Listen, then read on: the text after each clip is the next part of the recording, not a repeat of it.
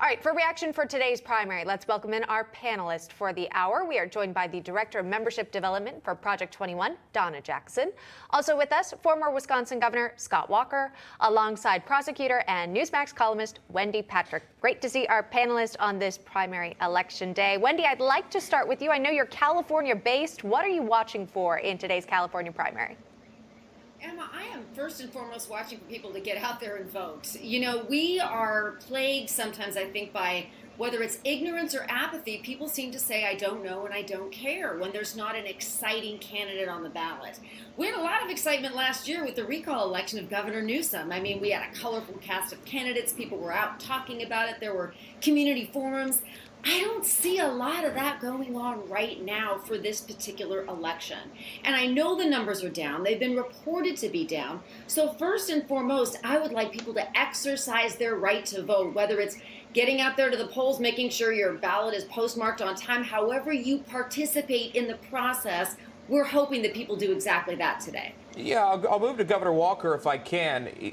Talk to me about how significant it is in California in terms of recall efforts. I mean, look how many you've got now. You've got two there in LA, one in LA County, one in San Francisco. We saw the attempted recall there for Governor Gavin Newsom. What do you read in terms of recall, multiple recalls, efforts for recalls in the state of California?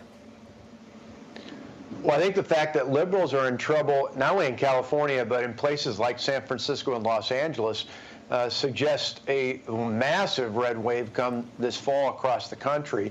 And more than just Gavin Newsom's recall election, I'd look at the 3 school board members in San Francisco who were recalled. This shows you how frustrated parents are there with the system, with the schools being closed, with the poor performance, with all the other things that have been brewing over the last 2 years.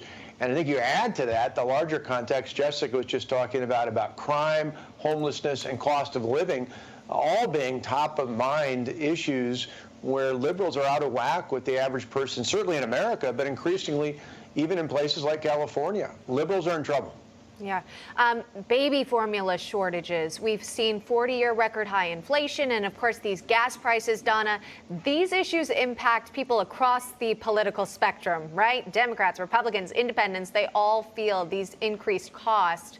How is that going to play into today's race? It's absolutely going to play into, it's going to take place. Listen, the Americans are experiencing the sharpest decline in their standard of living that they've ever had in their lifetime. There's a real threat to the middle class because of this inflation, because of safety, crime issues, financial issues. You know, I have a lot of relatives that are still in Los Angeles, that are in San Diego, and they tell me that living there feels like living in Gotham City. They don't feel safe enough to even let their kids go outside and play or go to the beach anymore. Yeah. There's needles. You know, it's awful. And it's been just a decline in a few years.